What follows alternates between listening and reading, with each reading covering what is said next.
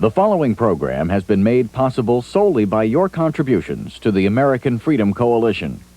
You will be secure in the knowledge that your efforts will be an important factor in protecting our country and our way of life as we know and love it, and will ensure that men like Oliver North can continue to provide that protection. But the Contras, the Nicaraguan freedom fighters, are people. Living, breathing young men and women who have had to suffer a desperate struggle for liberty with sporadic and confusing support from the United States of America. I don't mind telling you that I'm angry at what some have attempted to do to me and my family. I believe that these committee hearings will show that you have struck some blows. But I am going to walk from here with my head high and my shoulders straight, because I am proud of what we accomplished. I am proud of the efforts that we made, and I am proud of the fight that we fought. And I want to tell you that I, for one, will never regret having tried.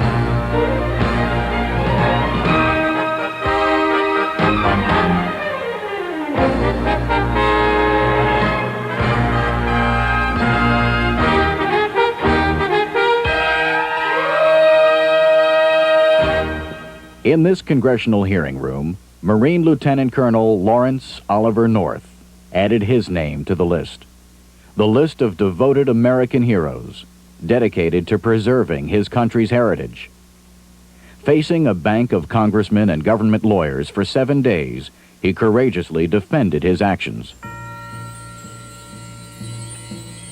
The struggle for freedom is not new. It is chronicled in the Bible how Moses led the children of Israel from the bondage of the Pharaohs. Our own country had its beginning as the colonists overthrew their British masters, and almost saw its ending as it became divided over slavery during the Civil War.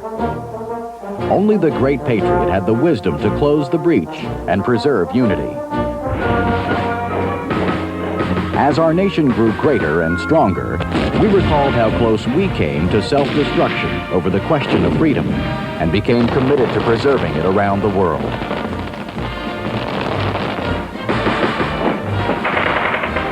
A generation later, the call was repeated, and our sons answered bravely. Our flag became the symbol of every man's wish to live his life as he chose. The Berlin Wall became the symbol of those who would deny that wish. But along the way, the vision of freedom for all people became clouded. What began as a valiant effort to save a people's dignity and freedom turned into a political disaster for America and a victory for communism. In the hands of the communists, freedom died, and a modern-day Holocaust began. As bad as Dachau, as bad as Auschwitz, as bad as Buchenwald.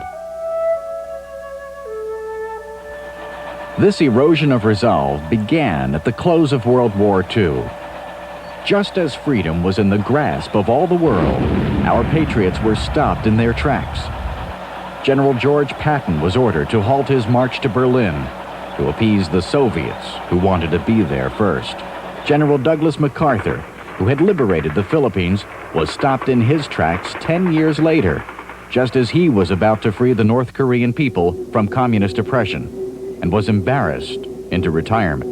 Old soldier who tried to do his duty as God gave him the light to see that duty.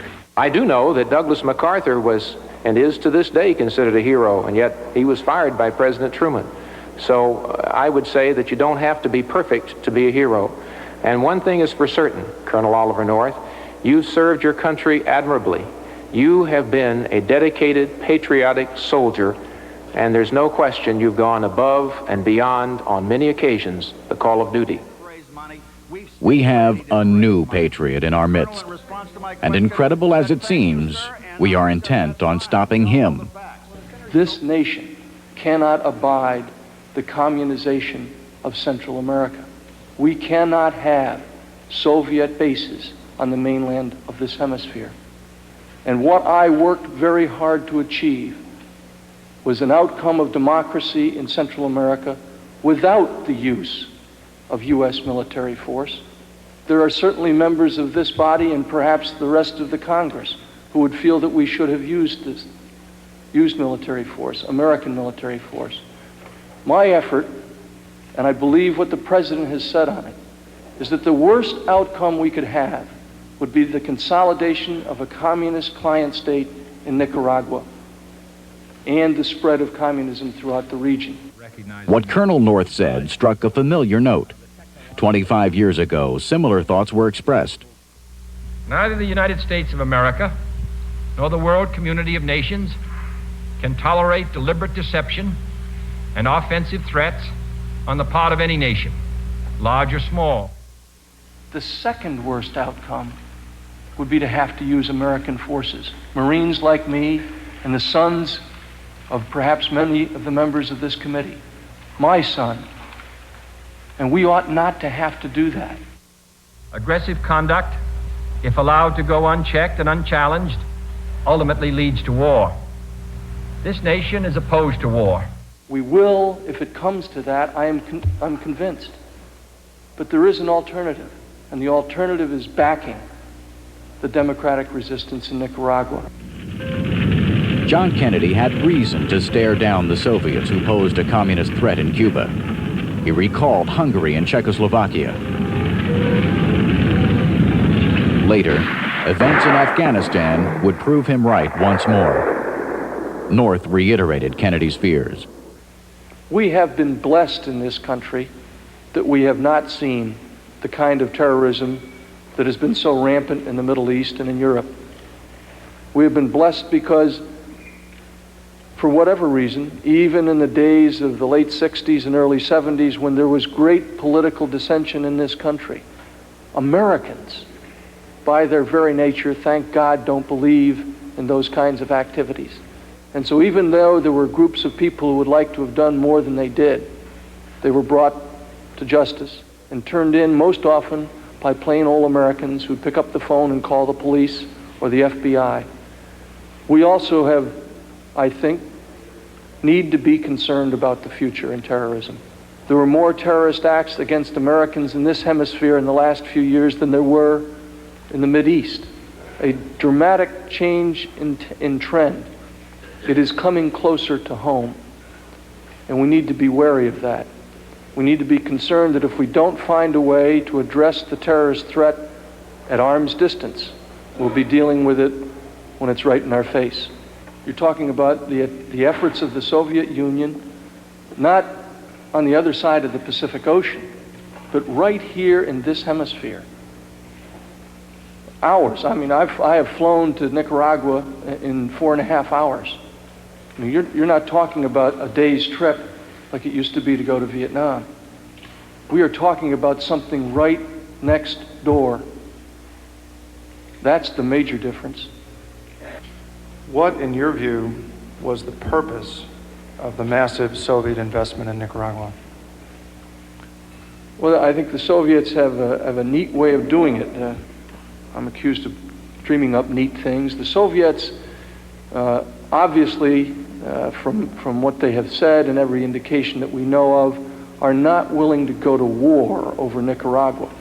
And in fact, they neatly sidestep the issue, and it's a very clever use of the dialectic.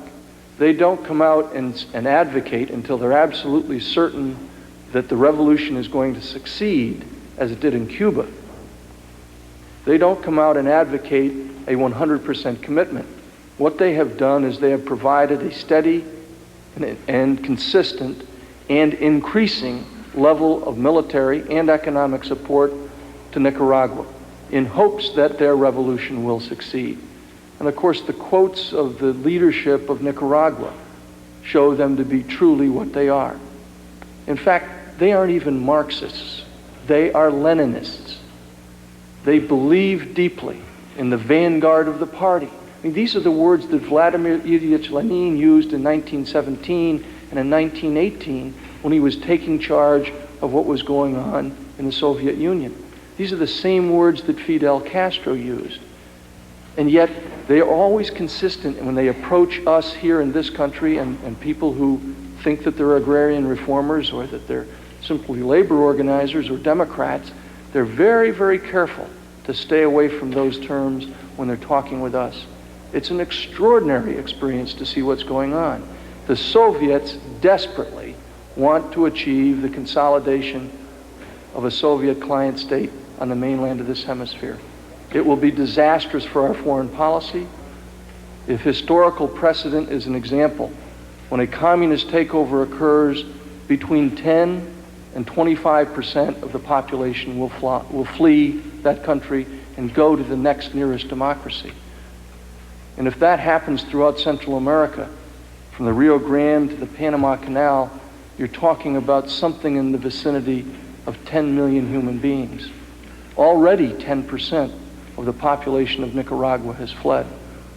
And so when I said yesterday that the Contra, the Nicaraguan democratic resistance, the young men and women who fight today in the fields of Nicaragua, were not a product of Ollie North or Director Casey or even this government. They are a product, they were raised up as an army of opposition by the Sandinistas themselves. Colonel North, do you have a copy of Exhibit 212 in front of you? I do. All right. This exhibit, for the record, is an unclassified document. It's a Defense Intelligence Agency analysis, and the title is Nicaragua, the Military Buildup, July 1979 to 11 January 1985. Now, I take it what this chart shows, Colonel North, is the estimates made by the United States government of the investment by the Soviet Union in Nicaraguan military forces. Is that correct? My assessment of this is, and I think it was consistent with what others were saying at the time, is that that is a conservative estimate. For example, by 1985, there were probably more than 62,000 in the active force and in the reserves and militia.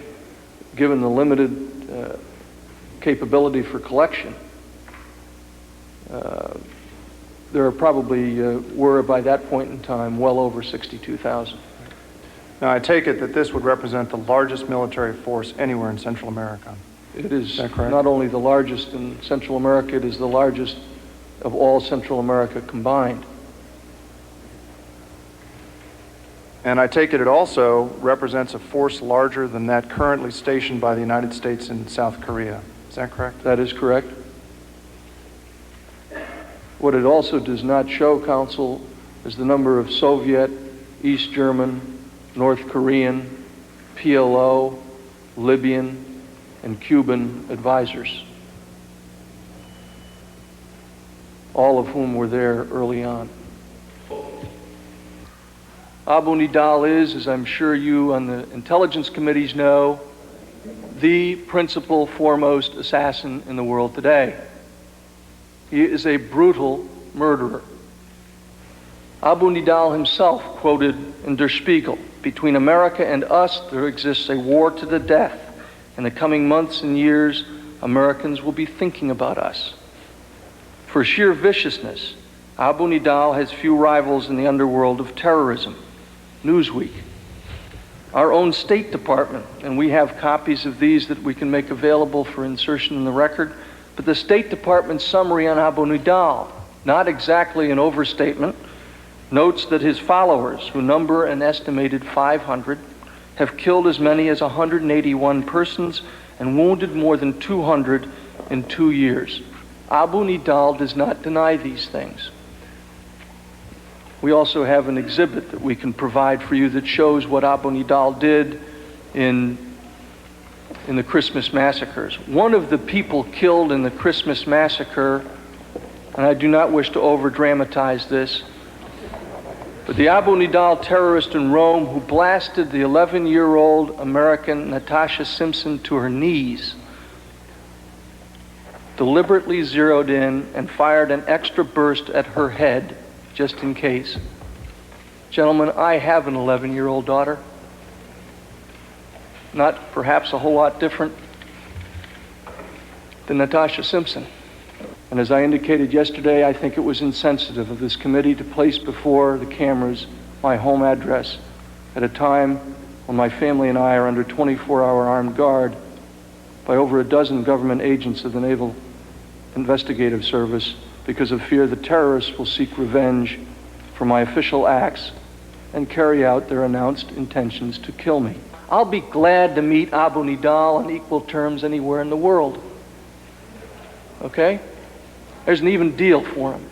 But I am not willing to have my wife and my 4 children meet Abu Nidal or his organization on his terms. As North's image grew stronger during the week, public opinion in his favor grew to a groundswell. His adversaries attempted to ward off that groundswell by turning to other matters they felt more relevant. The second one, Exhibit 173, there are 3 letters from the typewriter that don't type correctly. How was that arranged? It wasn't arranged. That's the way the wheel on the thing was when I typed it. And the wheel was defective. It was simply that way. Were the 2 letters typed on the same typewriter? No. Colonel North has frankly admitted what he did here. I must believe that the United States Congress has better things to do than focus on 2 phony letters after the witness has admitted that they're phony. Could we please move on to another subject? We will proceed in the fashion we wish to, Mr. Niels. And Mr. Neal's sarcastically worded question about the shredding of documents literally blew up in his face with North's answer. Well, that's the whole reason for shredding documents, isn't it, Colonel North? So that you can later say you don't remember whether you had them and you don't remember what's in them. No, Mr. Niels, the reason for shredding documents and the reason the government of the United States gave me a shredder, I myself, was to destroy documents that were no longer relevant, that did not apply or that should not be divulged. And again, I want to go back to the whole intent of a covert operation. Part of a covert operation is to offer plausible deniability of the association of the government of the United States with the activity. Part of it is to deceive our adversaries. Part of it is to ensure that those people who are at great peril carrying out those activities are not further endangered. All of those are good and sufficient reasons to destroy documents. And that's why the government buys shredders by the tens and dozens and gives them to people running covert operations, not so that they can have convenient memories. I came here to tell you the truth, to tell you in this committee and the American people the truth, and I'm trying to do that, Mr. Niels, and I don't like the insinuation that I'm up here having a convenient memory lapse like perhaps some others have had. I want to move to another topic, Can I, Colonel? before we leave that, if we may, Counsel, I believe that the things I did were right, and I believe that the lives of the people with whom I worked needed to be protected. I knew that the successor that was coming in wasn't going to do that. The CIA was now back actively engaged in support of the Nicaraguan resistance. And the names and the addresses and the places and the people with whom I had worked during the period of time in which the CIA was not engaged need not be exposed by anybody. And I want you to know that that was a lot of what was going through my mind. North's counsel, Brendan Sullivan, then took on his client's inquisitors personally. Would you have shredded less documents on the 22nd if you had been told that the Attorney General was acting at the specific request of the President, your Commander-in-Chief? Objection. What is the basis of your objection, It's sir? pure speculation. Dreamland. It has 2 ifs in it, and Mr. Lyman knows better than most that those kinds of questions, Mr. Chairman, are wholly inappropriate, not just because of rules of evidence, not because you couldn't say it in a court, but because it's just dreamland. It's speculation. He says, if you'd done this, and if you'd done that, and if you'd done that, what about this? Come on, let's have, Mr. Chairman, I'm certain, counsel, plain fairness. Plain fairness. That's all we're asking for. May I speak? Yes, sir. I'm certain counsel realizes that this is not a court of law. Believe me, I know that. And I'm certain you realize that the rules of evidence do not apply in this inquiry. That I know as well. I'm just asking for fairness. Fairness. I know the rules don't apply. I know the Congress doesn't recognize attorney-client privilege, a husband and wife privilege, priest-penitent privilege. I know those things are all out the window, and we rely on just fairness, Mr. Chairman. Fairness. Let the witness object if he wishes to. Well, sir, I'm not a potted plant. I'm here as the lawyer. That's my job. The committee changed to a new series of unrelated attacks. First, regarding his and his attorney's preparations for the hearing. We're looking at a book there. What is the book, sir? The book is made up of notes that I have made in trying to prepare with counsel for this hearing. And it includes... don't tell him what it includes. Well, I think that if a witness is looking at something, that I, as counsel, am entitled to see what he's refreshing his recollection on. I think you're wrong. That's a product of lawyers working with clients. And you think that a witness is entitled to read something and that we're not entitled to see what he's reading? He's entitled to use his notes and to preserve the attorney-client privilege. Everything in that book is a product of the attorney-client and work product privilege. Mr. Lyman, and you know that. Are you able to recall your conversation with Admiral Poindexter on the 21st about the diversion without looking at that book? That's none of your business either. You just ask him the question. Please address the chair. Mr. Chairman, let's get to the substance of these hearings and stop trying to get off his back. We have a PA system here. You need not shout, sir.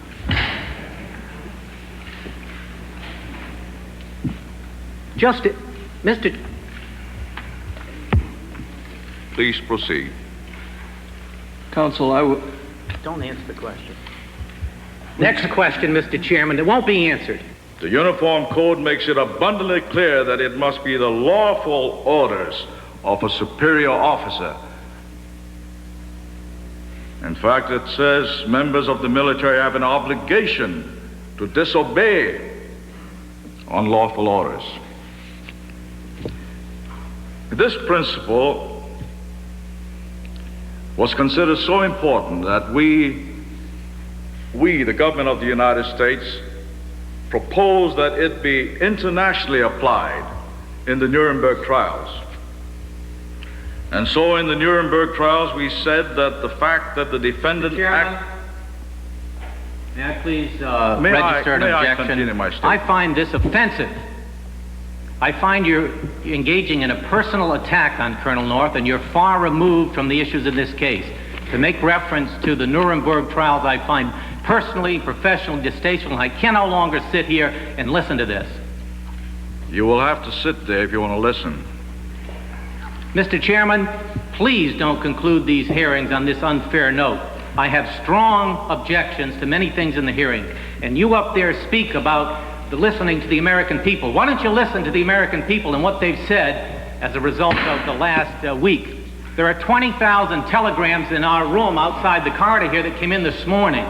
The American people have spoken, and please stop this personal attack against Colonel North.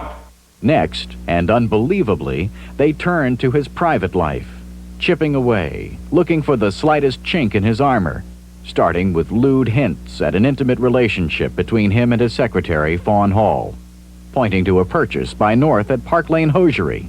And I want to make it very clear that when you put up things like Park Lane Hosiery, and you all snicker at it, and you know that I've got a beautiful secretary, and the good Lord gave her the gift of beauty, and that people snicker that Ollie North might have been doing a little hanky-panky with his secretary.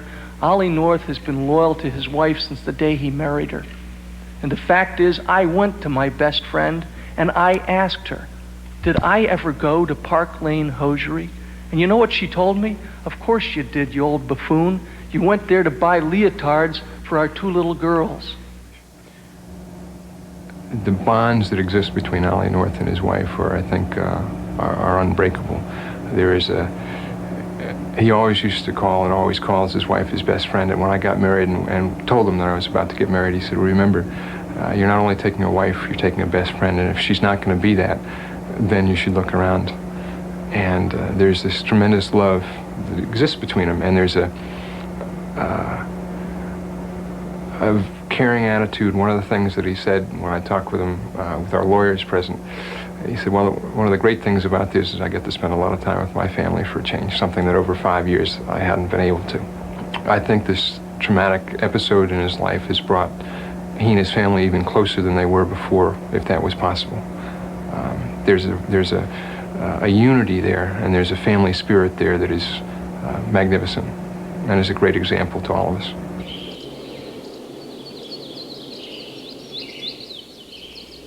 I always found Larry to be an upstanding individual. As a youngster growing up, he was an altar boy. He was very, very likable, very friendly, very amiable.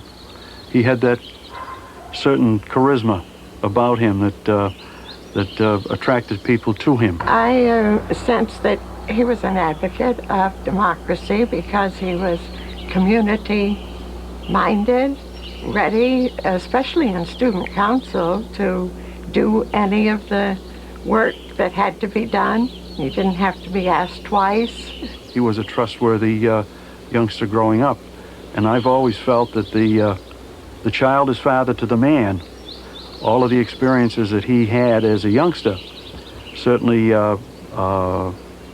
helped him as he grew into manhood.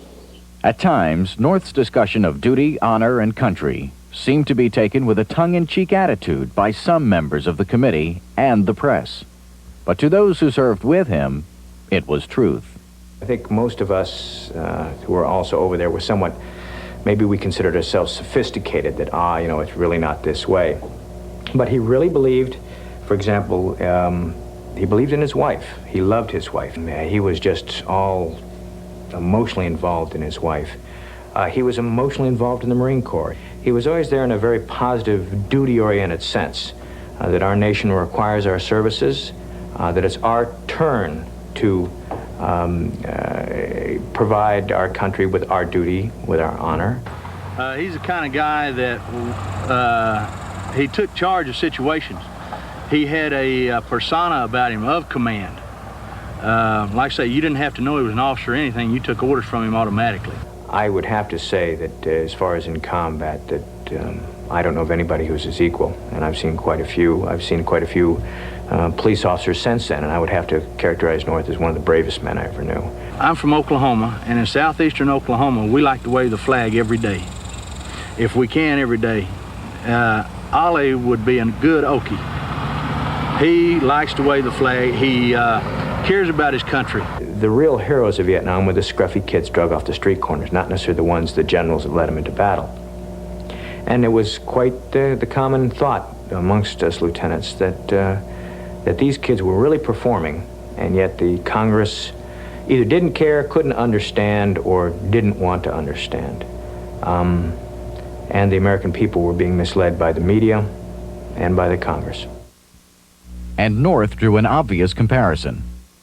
Plain and simple, the Congress is to blame because of the fickle, vacillating, unpredictable, on-again, off-again policy toward the Nicaraguan democratic resistance, the so-called Contras. The Congress of the United States allowed the executive to encourage them to do battle and then abandon them. The Congress of the United States left soldiers in the field unsupported and vulnerable to their communist enemies. When the executive branch did everything possible within the law to prevent them from being wiped out by Moscow's surrogates in Havana and Managua, you then had this investigation to blame the problem on the executive branch. It does not make sense to me. As the hearings wore on, the government side began to realize that North indeed would emerge another great patriot. New tactics were brought into play to dilute the colonel's testimony, like alibis about technical difficulties, preventing him from showing his much-discussed slide presentation, which backed up his testimony.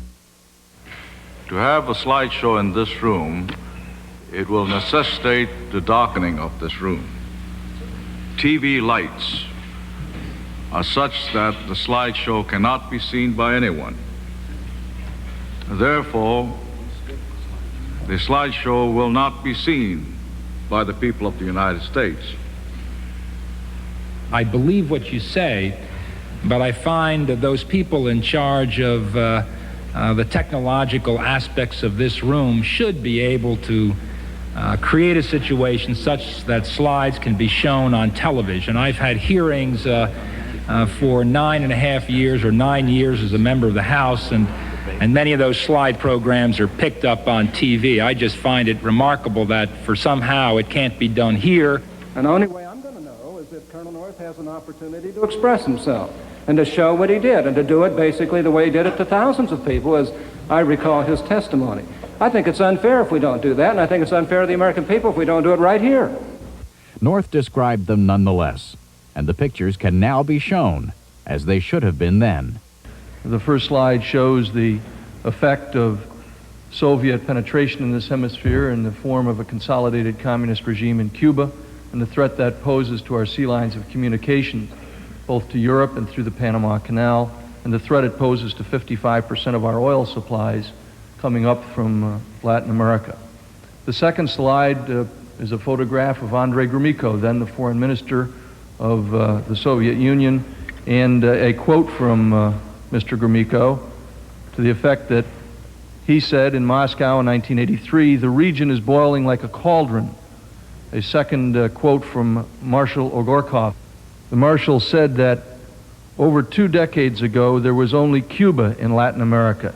Today there are Nicaragua, Grenada, and a serious battle is going on in El Salvador, a 1983 pronouncement by Marshal Ogorkov.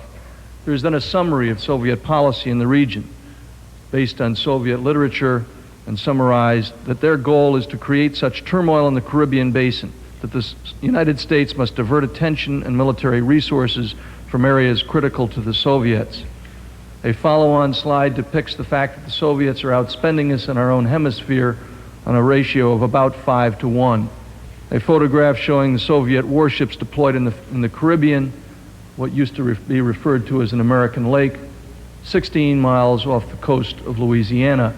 A photograph of a U.S. Navy F-4 escorting a Soviet Bear F strategic reconnaissance aircraft 13 miles off the coast of the Virginia Capes, and then a photograph taken by a U.S. reconnaissance platform of the Soviet military facility at San Antonio de los Baños in Cuba. It is that facility which allows the Soviets to recover their reconnaissance aircraft which fly down the east coast of the United States. The next slide shows the growth of the active duty forces in the Sandinista military machine, an enormous military buildup supported by the Soviet Union. The next series of slides shows some of the military equipment on which I've already been questioned, but it shows the T-55 tanks now numbering over 150, the PT-76 tanks and the armored personnel carriers numbering over 300, an aerial reconnaissance platform photograph of Punta Huete, the largest airfield south of the Rio Grande, bigger than Andrews Air Force Base, which is capable of launching and receiving any aircraft in the Soviet inventory, to include the reconnaissance aircraft shown in the earlier slides, allowing them to reconnoiter the west coast of the United States. The first of them shows one of the Mi-8 HIP helicopters.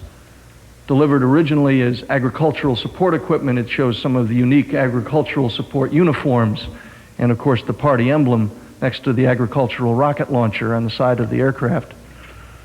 The next photograph is the Soviet Hind helicopter, the most sophisticated assault platform in the world today.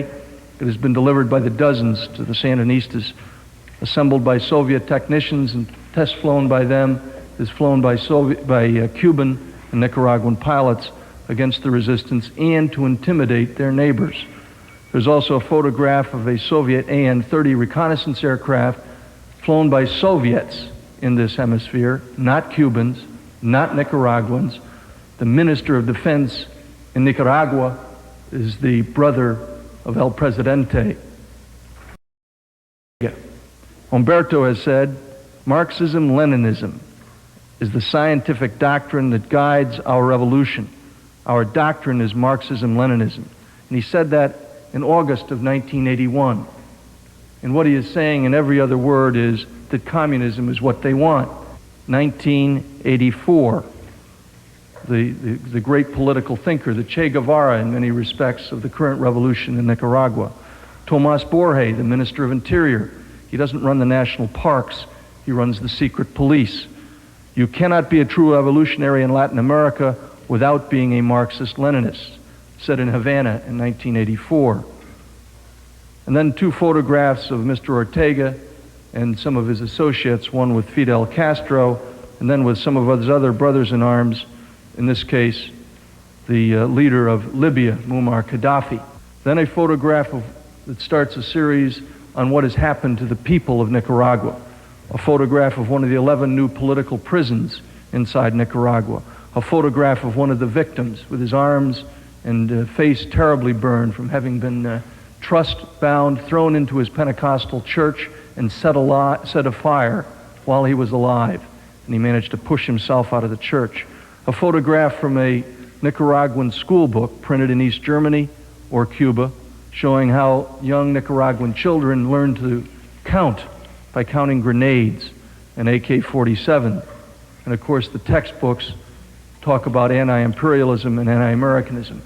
A series of photographs showing the dislocation of the Mosquito Indians, 25,000 to 30,000 of which have been driven from tribal homelands across the border into Costa Rica and Honduras, bringing with them their entire culture. Left alone for hundreds of years, these people no longer can go home. Then some photographs showing the Nicaraguan resistance. It shows the young men and women who have taken up arms because they've been denied any other recourse in their own country. It shows the 57-year-old coffee farmer who I described earlier, who came home and found his entire family murdered by the Sandinistas because they gave water to a passing Contra patrol. A photograph showing the leadership of the FDN. And in that photograph of 16 men, 11 of them are former Sandinistas. Another one of a patrol deep inside Nicaragua. A photograph of a wounded resistance soldier who benefited from the support that we provided during the cutoff. And then finally a photograph showing the grave of a resistance fighter. And the conclusion of the briefing is, gentlemen, that we've got to offer them something more than the chance to die for their own country and the freedoms that we believe in. Thank you, sir. Oliver North, in 5 days of testimony, did more to show the American people what is at stake in Central America than the United States State Department has done in 6 years of trying to convince the American people. I don't want to see a godless, atheistic, communist regime in power down in Central America. Therefore, I have to cry out for justice and equality. I believe in the Contra cause. I believe in what's happening, what you believe, Lieutenant Colonel North. I believe that you were fighting for correct principles and for this hemisphere and against what really is a deleterious force. I'm all for him. I think he's a man of God. I think he's a hero.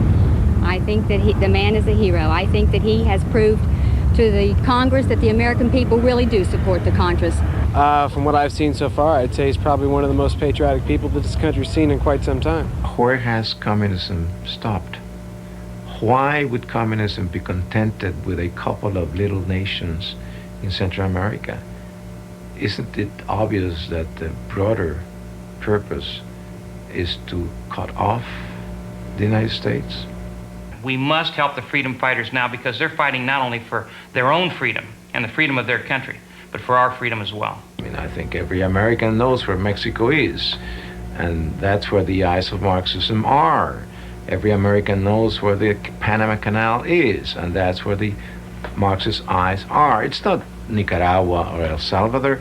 It's a much larger area that they're after, and it obeys a pattern, a historical pattern of Marxist expansionism.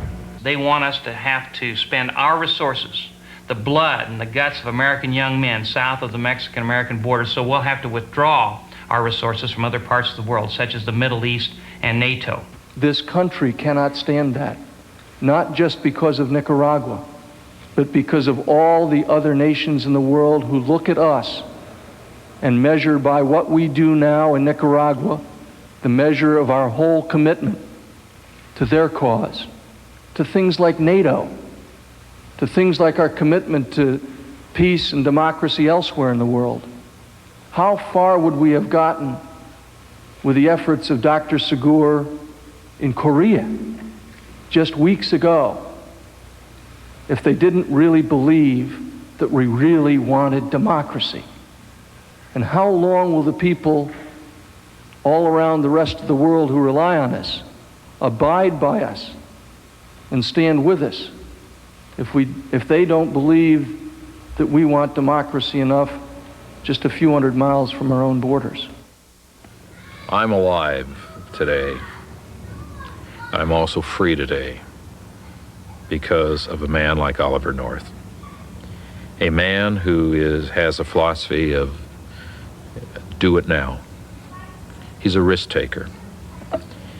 He had the courage to try. And I met with Colonel North shortly after my release, and I had an opportunity to talk with him for many hours. And he wrote on the brim of this cap, "David, I would have despaired unless I had believed that I would see the goodness of the Lord in the land of the living." Psalm 27, verse 13. The one thing I really pray for is that Oliver North will be a free man, like he made it possible for me to be free.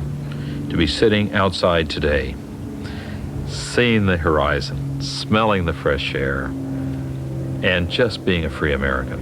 Ollie did that for me, and I would hope that his rights will never be taken from him either. Colonel North, I would like to direct your attention to an exhibit on the wall here, one that you had seen before from that other vantage point. It's the first one.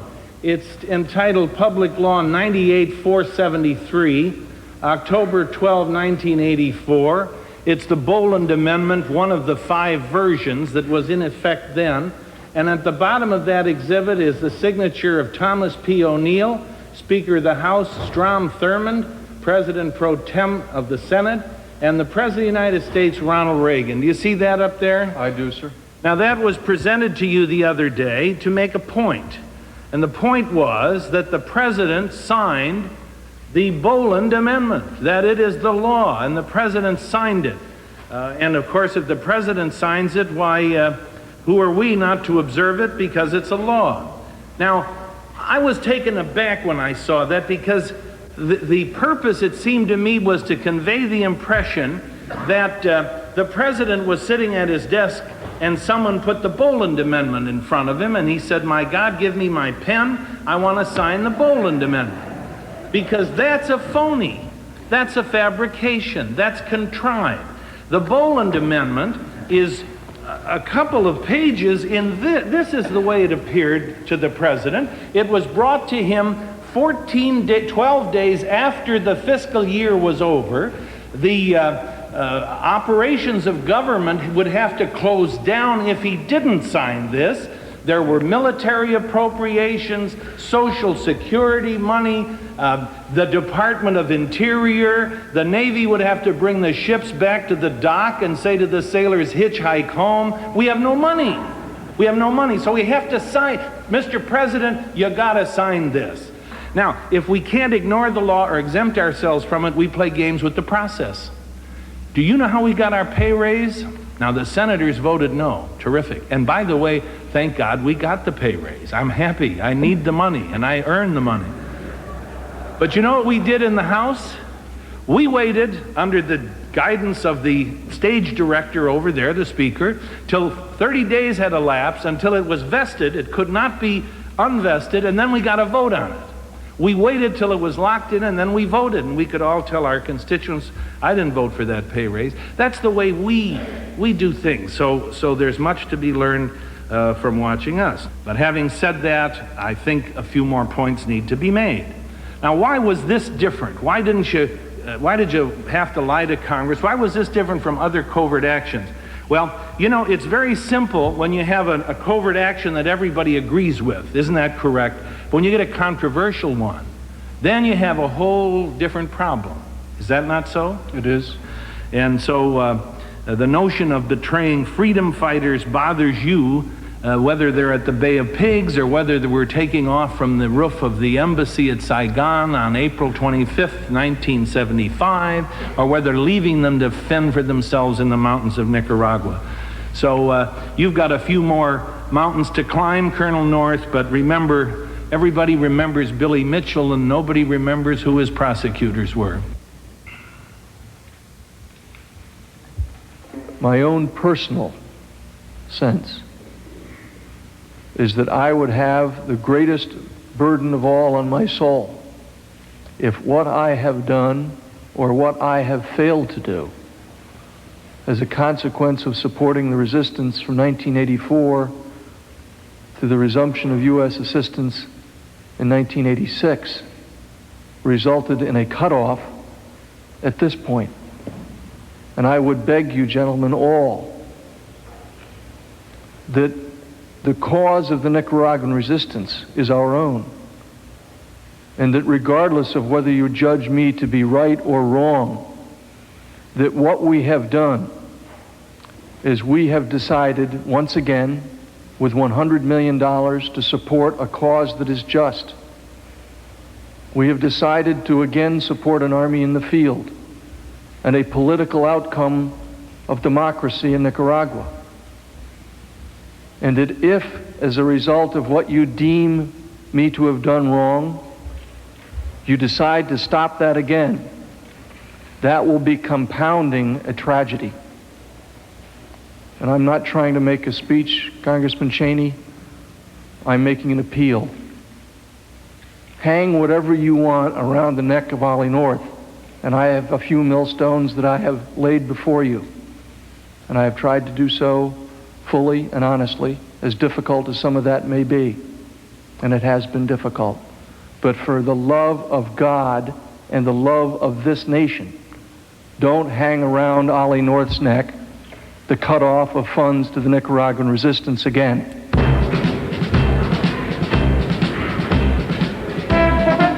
We've got to offer them something more than the chance to die for their own country and the freedoms that we believe in. I'll be glad to meet Abu Nidal on equal terms anywhere in the world. Okay? I came here to tell you the truth, to tell you in this committee and the American people the truth, and I'm trying to do that, Mr. Niels, and I don't like the insinuation that I'm up here having a convenient memory lapse like perhaps some others have had. The cause of the Nicaraguan resistance is our own. We need to be concerned that if we don't find a way to address the terrorist threat at arm's distance, we'll be dealing with it when it's right in our face. Sort of like a baseball game in which you are both the player and the umpire. It's a game in which you call the balls and strikes, and where you determine who is out and who is safe. And in the end, you determine the score and declare yourselves the winner.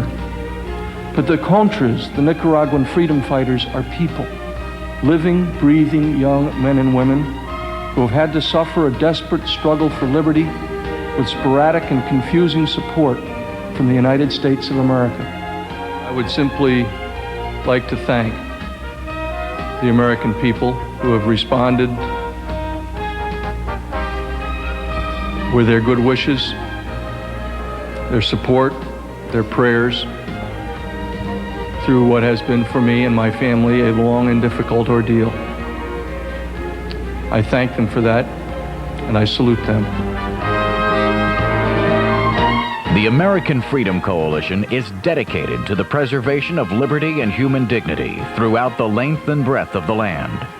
Every American who believes in these principles deserves to see this program. If you wish to see it shown on national television, to add your voice to the outrage that is building against those who threaten to convict one of history's great patriots for the simple act of protecting his country, please write to American Freedom Coalition, P.O. Box 96468, Washington, D.C. 20077. That's American Freedom Coalition, P.O. Box 96468, Washington, D.C. 20077.